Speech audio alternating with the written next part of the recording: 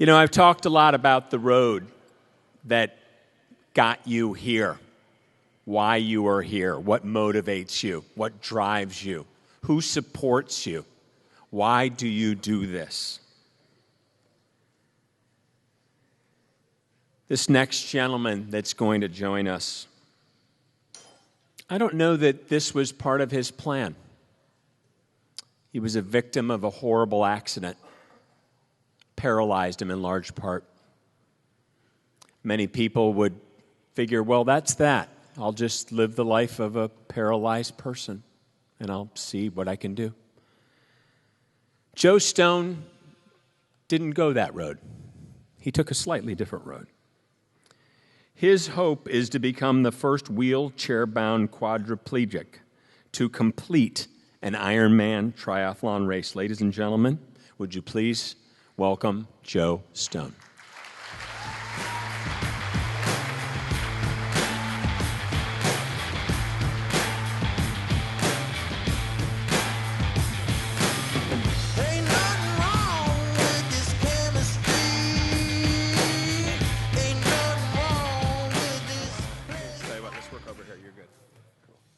Joe, are there just a few words you'd like to say? I know you've got a mic there. I'm prepared for this one. A few words you want to tell everybody about why you're here and what motivates you? Yeah. To be completely honest, it's as simple as life. Life is an amazing thing, and we all have an opportunity to make the most out of it, and that's simply what I'm just trying to do here. I just out of curiosity, I'd like to just ask you guys a question, see a show of hands of anybody. Did any of you guys have any setbacks in your training, no matter how big or small? Did people have setbacks in their training this year? Okay, good, because I'm not the only one. I was getting a little worried about it. This is, truly, I'm just completely 100% honored to be here in front of you guys, to be racing with you, to be a part of this, to feel this energy. This, 3 years ago, I 100% thought my life was over in every single way. I was an active guy before my accident, and it was on August 13th of 2010. I was out enjoying a sport called speed flying. Speed flying is flying basically a small skydiving parachute off of mountains. I was up about 300 feet in the air, had complications in my canopy, and was sent down to the earth at about 60 miles an hour where I crashed on my back. This was a bad accident. I broke 4 ribs. I had a laceration in my liver. I had badly bruised both of my lungs to the point to where they had to collapse one of them for a little over a week. I had broke 8 vertebrae throughout my neck and back, and I had spinal cord damage at the C7 level. Now I'm diagnosed as an incomplete C7 quadriplegic. This was waking up after a month-long coma. I was devastated. My life was over. If you'd asked me at that point what I was going to be doing for the rest of my life, honestly, my answer would have been living in a nursing home, being extremely depressed and unhappy with everything in life.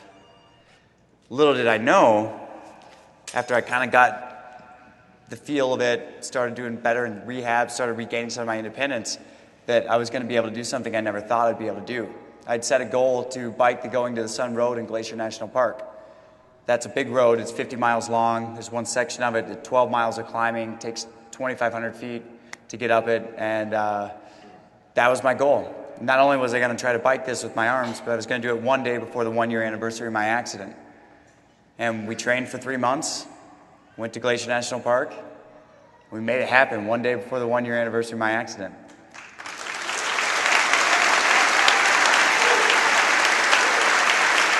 Thank you. This was a huge moment for me because it wasn't accomplishing a goal. It wasn't getting out there and biking in the mountains and being with friends. That moment to me opened my eyes up to the possibilities of someone in my situation, which, to be completely honest, I believe are 100% limitless.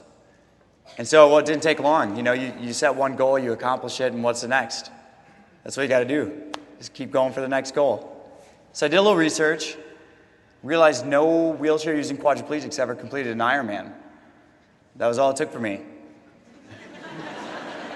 When I set the goal, I don't think I really realized what I was getting into, but that's what made it happen. And so we started doing the research to figure out how I'm going to get the gear, how I'm going to make all of this happen, and how am I going to do the training. And now here we are. We're at a day before race day. I've been doing a lot of work to make this happen, doing a lot of training, and there's even more going on with this than just me doing an Ironman. We are filming for a documentary called An Ironman's Journey, and the main goal behind that is to just say it's okay to push beyond the perceived limitations that we set for ourselves. I know I don't have to tell most of you this because we're all here because we are not letting those limitations slow us down. That's what we're here to do, is to push the boundaries. But there's something even bigger going on behind that, bigger than me doing the Ironman, bigger than me becoming the first quad to do this, and that's that we are launching the Joe Stone Foundation, which is going to be set up to provide funding and resources for people with spinal cord injuries to get back into the outdoors and find that higher quality of life for themselves. I truly believe that through the outdoors, through setting goals, and through being as active as possible, we can all live a very high quality of life no matter what our situation is. And that's what I want to show, that's what I want to teach, and be able to help other people be able to find again, because I've been in that very, very dark moment after the injury where I thought life was over, and to live with that, which the majority of people do with a spinal cord injury, would be, it's devastating. So with that, if you're interested and you want to learn any more, just go to meetjoestone.com, and that's where all the information is on the film and the foundation. But I'm sure a lot of you right now are looking at me in this wheelchair, and you're probably a little curious about how I'm going to make this happen. So we put together a little video to be able to show you guys, because it's a lot easier to show it than try to explain it.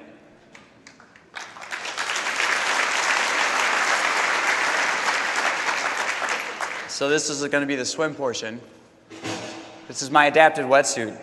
It's one big leg instead of two individual legs.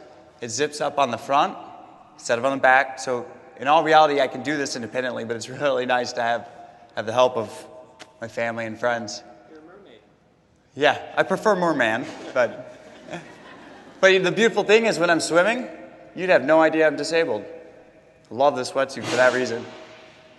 The bike portion, I'll be using a hand cycle. You can see I'm cranking both arms at the same time. Just allows me to drive more power in it and go a little bit faster. Laying down, I'm, to my advantage, I'm more aerodynamic than everybody in this room on this. So that's the bike portion. I love this. This is my favorite part of it right here. I can't get enough of it.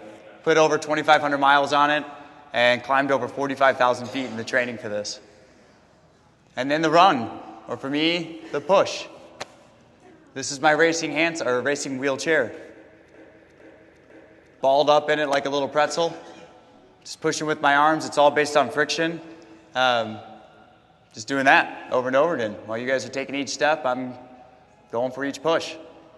This will be the, hopefully get me to the finish line on that piece of equipment there.